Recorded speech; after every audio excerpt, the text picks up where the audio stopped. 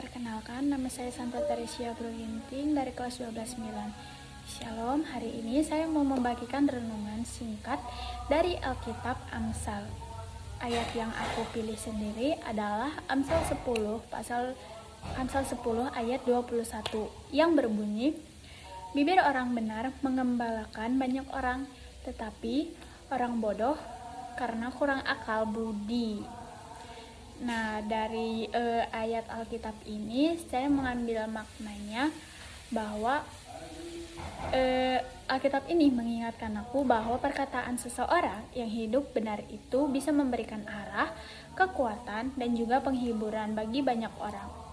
Sebaliknya, seseorang yang tidak berhikmat, yang tidak mau belajar, atau tidak mau mengendalikan perkataan, bisa menyakiti diri sendiri maupun orang lain. Mengapa ayat ini penting? Menurut saya, ayat ini cukup relevan dengan kehidupan sekarang, terutama dengan media sosial, seperti hidup di zaman di mana kata-kata kita bisa tersebar dengan sangat cepat.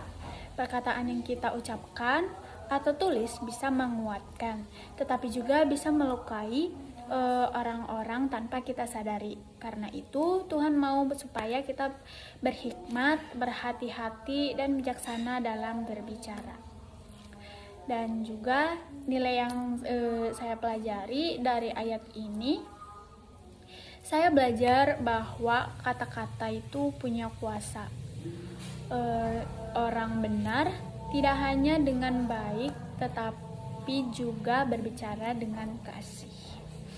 Dan kebijaksanaan tidak hanya terlihat dari tindakan, tetapi juga dari cara kita berbicara. Saya belajar bahwa sebelum berbicara, kita perlu berpikir, apakah kata-kata aku membangun? Apakah ini membuat orang lain lebih baik?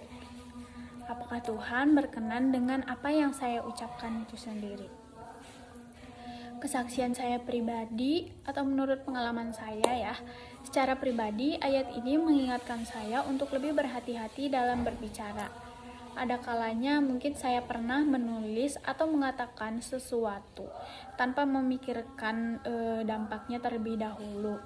Kadang saya langsung berkomentar, bercanda berlebihan, atau menyampaikan sesuatu dengan nada yang mungkin kurang tepat. Ya, mungkin terhadap teman-teman saya juga. Saya sadar bahwa seiring saya bertambah dewasa, tanggung jawab juga semakin besar, termasuk dalam menggunakan kata-kata. Mulai hari ini, saya mau melatih diri saya sendiri untuk berbicara dengan lebih bijaksana, baik itu di media sosial, di grup chat, maupun percakapan sehari-hari dengan guru, teman, atau orang tua dan sekitar saya. Saya mau berusaha supaya kata-kata saya bisa menjadi berkat, bukan melukai, membangun, bukan menjatuhkan, menguatkan orang lain, bukan melemahkan.